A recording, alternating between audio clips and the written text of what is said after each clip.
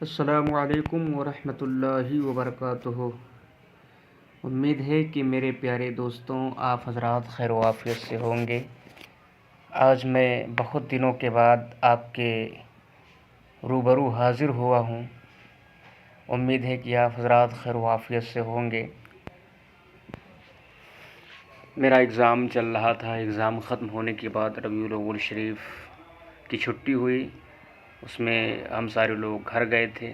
وہاں سے آنے کے بعد اب انشاءاللہ تعالی سوچ رہے ہیں کہ اپنے اسباق کی کارروائی جو ہے مکمل کریں۔ جوہر المنطق میں قضیہ معدولۃ الموضوع اور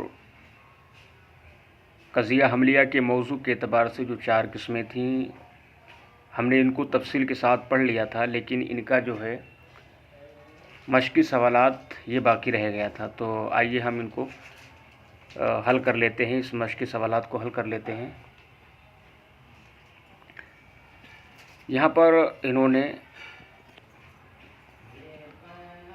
حل کر کے دیا ہے، ٹھیک ہے۔ یہ تھوڑا آپ کے لیے بھی آسانی رہے گا اور میرے لیے بھی یہ رہے گا کہ تھوڑا یہ ہے، میں آپ کو سمجھا دیتا ہوں۔ سوال یہ ہے اس میں کہ ہر انسان ذی حیات ہے، تو اس میں ہمیں بتانا ہے کہ یہ قضیہ کون سے ہے۔ قضیہ موجبہ کلیہ ہے، موجبہ جزیہ ہے، سالبہ کلیہ ہے، سالبہ جزیہ ہے، کون سی قضیہ ہمیں یہ بتانا ہے۔ تو کریں ہر انسان ذی حیات ہے، یہ قضیہ حملیہ محصورہ ہے، ٹھیک ہے۔ اور محصورہ میں سے کون سا ہے؟ موجبہ کلیہ ہے۔ اب قضیہ حملیہ کیسے ہے؟ تو اس میں دیکھیے انسان ذی حیات ہے، کیونکہ حیات کا حکم انسان پر لگ رہا ہے تو یہ حملیہ ہو گیا۔ اور موجبہ اس وجہ سے ہے کہ اس میں ہونے کا حکم لگ رہا ہے، اور ساتھ ہی ساتھ موجبہ کلیہ کیسے ہے؟ تو یہاں پر دیکھیے ہر جو ہے یہ موجبہ کلیہ کا سور ہے۔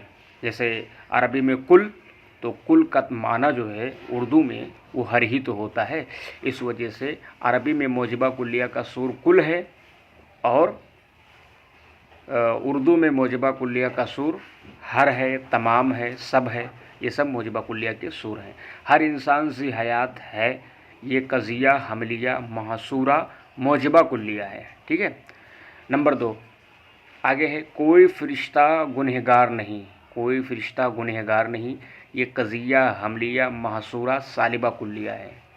کیا ہے؟ قضیہ حملیہ تو ہے، قضیہ حملیہ محصورہ ہے، اور ساتھ ساتھ میں کیا ہے؟ یہ سالبہ کلیہ ہے۔ سالبہ کلیہ کیسے ہے؟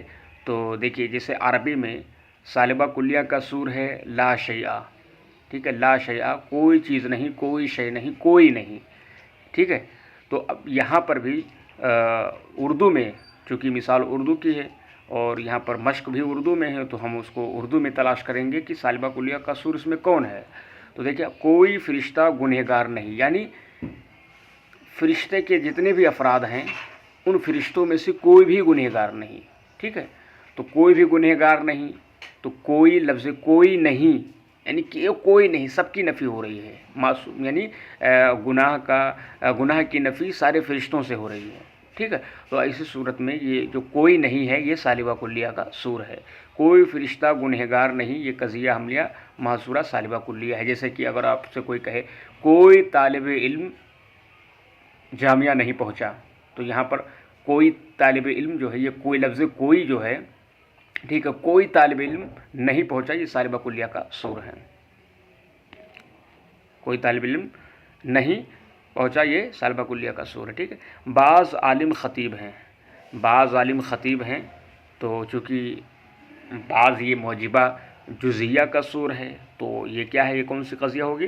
بعض عالم خطیب ہیں، قضیہ حملیہ محصورہ موجبہ جزیہ ہے۔ یہ کیا ہے؟ موجبہ جزیہ، موجبہ جزئیہ ہے۔ بعض عالم خطیب ہیں، قضیہ حملیہ محصورہ کی موجبہ جزیہ ہے، ٹھیک ہے۔ بعض لوگ شریف نہیں، بعض لوگ شریف نہیں، تو یہ قضیہ حملیہ محصورہ سالبہ جزیہ ہے، یہ موجبہ جزیہ ہے۔ موجبہ جزیہ کسے کہتے ہیں؟ کہ جس کے بعض افراد کے لیے حکم ثابت کیا جائے، اور موجبہ جزیہ سالبہ جزیہ کسے کہتے ہیں؟ کہ جس کے بعض افراد کے لیے نفی ثابت کی جائے، یعنی حکم کی نفی ثابت کی جائے، ٹھیک ہے. بعض لوگ شریف نہیں، تو قضیہ حملیہ محصورہ سالبہ جزیہ ہے. کچھ طلبہ بیمار ہیں، ٹھیک ہے. تو لفظ کچھ بھی یہ کیا ہے؟ موجبہ جزیہ قصور ہے. کچھ اور بعض، ٹھیک، بعض اور کچھ یہ دونوں مترادف الفاظ ہیں، سمجھ لیجئے، ٹھیک ہے. تو جسے بعض یہ جو ہے موجبہ جزیہ قصور ہے، ایسے کچھ بھی یہ موجبہ جزیہ قصور ہے. مطلب یہ کچھ طلبہ کے لیے حکم ثابت کر رہے ہیں، بعض طلبہ کے لیے حکم ثابت کر رہے ہیں، ٹھیک ہے. اور جب جس میں حکم ثابت ہوتا ہے وہ موجبہ ہوتا ہے، ٹھیک ہے. اور اگر بعض اور کچھ لگا دیا تو وہ موجبہ جزیہ بن جائے گا. وہی کرے کچھ طلبہ بیمار ہیں، یہ قضیہ حملیہ محصورہ موجبہ جزیہ ہے. نمبر 6، اللہ تعالیٰ سارے جہان کا رب ہے. اللہ تعالیٰ سارے جہان کا رب ہے. تو دیکھیے ہم نے آپ سے کہا تھا کہ جب قضیہ حملیہ کا موضوع ذات باری تعالیٰ ہو تو ایسی صورت میں اس کو قضیہ حملیہ نہیں کہیں گے، ٹھیک ہے. اس کو قضیہ شخصیہ نہیں کہیں گے، بلکہ کیا کہیں گے؟ قضیہ حملیہ قدسیہ کہا جائے گا اس کو. ہے تو یہ قضیہ جو ہے شخصیہ، لیکن ہم اس کو قضیہ شخصیہ نہیں کہیں گے، کیونکہ کتاب کے اندر جہاں ہم نے یہ سبق پڑھا تھا، صاحب جواہر المنطق نے خود ہی وہاں پر منع کیا ہے کہ ایسی جگہ پر جب ذات باری تعالیٰ کا نام آ جائے، یا سرکار دو عالم صلی اللہ علیہ وسلم کا نام آ جائے، یا کسی مقدس انبیاء کرام میں سے، یا کسی مقدس جو ہے شخص کا نام آ جائے، مثال کے طور پر انبیاء میں سے، یا ذات باری تعالیٰ کا نام آ جائے، تو ایسی صورت میں قضیہ حملیہ کا موضوع جب اللہ تعالیٰ کا نام ہو یا ذات باری تعالیٰ کا نام ہو، یعنی رسول اللہ صلی اللہ علیہ وسلم کا یا نام ہو، تو ایسی صورت میں اس کو قضیہ شخصیہ نہیں کہیں گے، بلکہ قضیہ قدسیہ کہیں گے. تو اللہ تعالیٰ سارے جہان کا رب ہے. تو یہاں پر دیکھیے اللہ تعالیٰ سارے جہان کا رب ہے. اللہ تعالیٰ یہ کیا ہے؟ یہ موضوع کی جگہ ہے، ٹھیک ہے. تو اس کو ہم کیا کہیں گے؟ قضیہ حملیہ قدسیہ کہیں گے. زید ہوشیار ہے، یہ قضیہ حملیہ شخصیہ ہے. تو یہاں پر زید جو ہے موضوع کی جگہ ہے اور شخص معین ہے، ٹھیک ہے. تو یہاں پر انہوں نے قضیہ قدسیہ نہیں کہا، کیونکہ زید ایک عام آدمی کا نام ہے نا. تو اس وجہ سے یہاں پر زید جو ہے قضیہ، زید کے ہونے کی وجہ سے اس کو قضیہ شخصیہ کہہ دیا گیا. زید ہوشیار ہے، قضیہ حملیہ شخصیہ ہے، ٹھیک ہے. مومن شریف ہے، یہ قضیہ حملیہ محملہ ہے. آپ نے پڑھا تھا کہ اگر جو ہے قضیہ حملیہ کے اندر اگر موضوع کلی ہو، ٹھیک ہے، اور اس کے افراد کے مقدار کو کلن یا بعضن ذکر نہ کیا گیا ہو، تو ایسی صورت میں اس قضیہ کو قضیہ حملیہ محملہ کہتے ہیں. یعنی اہمال کر دیا گیا ہے، اس میں سور کو رفع کر دیا گیا اور سور کا ذکر نہ کیا گیا ہو، تو ایسی صورت میں اس کو محملہ کہا جاتا ہے. تو مومن شریف ہے، یہاں پر مومن شریف ہے کہا. انہوں نے یہ نہیں کہا ایک مومن شریف ہے یا دو مومن شریف ہے یا کل مومن شریف ہے، بس اس قید کے بغیر انہوں نے کہا مومن شریف ہے. تو یہ قضیہ حملیہ محملہ ہے. نمبر 9، رب العزت جل جلالہ قابل پرستش ہے، یعنی قابل عبادت ہے. تو یہ بھی قضیہ حملیہ قدسیہ ہے، کیونکہ موضوع کی جگہ ذات باری تعالیٰ کا نام آ گیا ہے. سوال،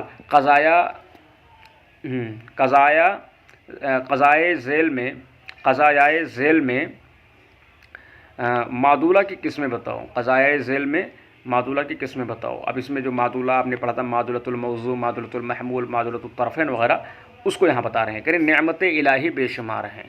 تو نعمت الہی بے شمار ہیں. آپ سب سے پہلے آپ یہ دیکھیے گا کہ یہاں موضوع کون ہے، محمل جو ہے محمول کون ہے.